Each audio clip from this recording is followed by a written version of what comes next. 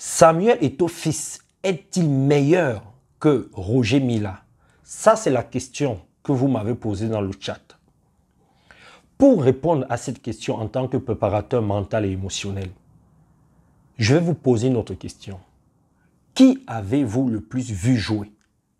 Si vous avez vu Eto'o jouer et vous n'avez pas vu Roger Mila jouer, sur le plan affectif, vous allez beaucoup plus aimer Eto'o. Et c'est normal.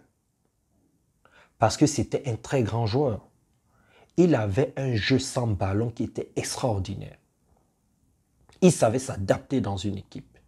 Et en plus, c'était un joueur très intelligent et un leader.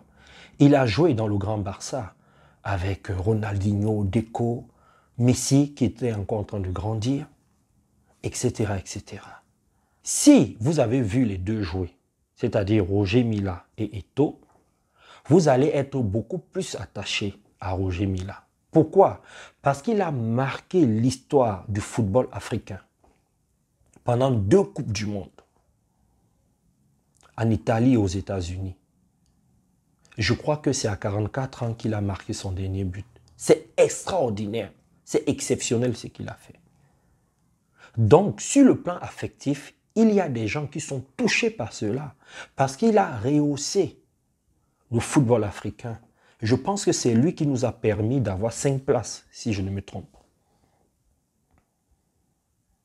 Donc, il y a 2 façons de voir cela. Ce que je peux vous dire, c'est que ces 2 grands joueurs-là se respectent énormément. Pendant un moment, il y a eu des petits soucis d'ego, ça ne manque jamais en tant qu'être humain.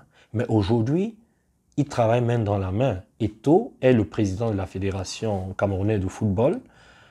Moi, je l'ai vu dans les vestiaires, parler avec Roger Mila, s'est déplacé avec lui, avoir pas mal de discussions intéressantes ensemble. Et Roger Mila, qui est ambassadeur, est très ouvert à cela. Donc, je pense que c'est 2 grands joueurs qu'il faut respecter. Et qu'il est temps aussi d'arrêter certaines polémiques. Parce que cette polémique-là a existé il y a déjà quelques années. Et je vois que petit à petit, comme ça revient. Moi, je pense qu'il faut éviter ça. Il faut voir les choses différemment.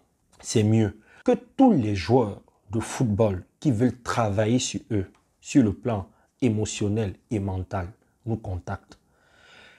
Il y a beaucoup de joueurs que je croise souvent et qui me disent « Ah Brian, moi je n'ai pas besoin de préparateur mental, je suis très fort. » Qui vous a dit que quand on travaille mentalement, c'est parce qu'on est faible? Ça n'a rien à voir. La préparation mentale vous permet de vous surpasser, de fabriquer ce qu'il y a dans votre tête, de donner le meilleur de vous-même. Par exemple, il y a des joueurs qui n'arrivent pas à faire sur le terrain ce qu'ils désirent au plus profond d'eux-mêmes. Parfois, c'est un blocage émotionnel. Moi, j'étais avec un joueur il y a 2 jours. Il confond vitesse et précipitation. Quand il est dans la surface, il a tendance à se précipiter. Quand il est en dehors de la surface, il sait se maîtriser. On a travaillé sur cette partie, sur cette portion du terrain-là. C'est émotionnel et mental. Tu as d'autres joueurs qui n'arrivent pas à s'affirmer pendant des grands matchs. Qu'est-ce qui peut bloquer ces joueurs-là? On travaille cela. Ça ne veut pas dire qu'ils sont faibles. J'ai rencontré un joueur dernièrement à Montpellier qui me disait « Ouais, moi j'écoute beaucoup la musique, je me relaxe. » Mais ça n'a rien à voir. La préparation mentale et émotionnelle n'a rien à voir avec ça. La préparation mentale, c'est autre chose. C'est quoi exactement? C'est le joueur que je veux être là. Les objectifs que je vais atteindre là. Parfois, je suis mon propre démon. J'ai mes propres blocages. Je suis mon propre ennemi. Parfois sur le terrain. Parfois, j'ai des peurs. Parfois, j'ai des doutes. Parfois, je fais des mauvais choix. Je prends des décisions tard. J'ai un problème de timing au niveau de mes décisions. Parfois, je me laisse emporter. Parfois, je suis influencé. Ou parfois, j'en fais trop. Il y a plein de questions à se poser. Il y a plein de sujets, plein de problématiques à résoudre dans la préparation mentale.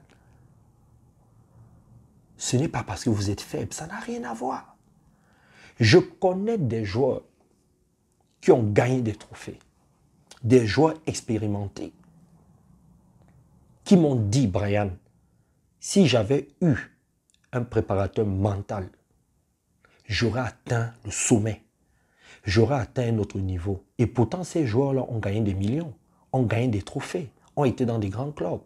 Mais quand un joueur te dit ça après sa carrière, tu comprends. Et moi, je ne fais pas que la préparation mentale, je fais la préparation émotionnelle aussi.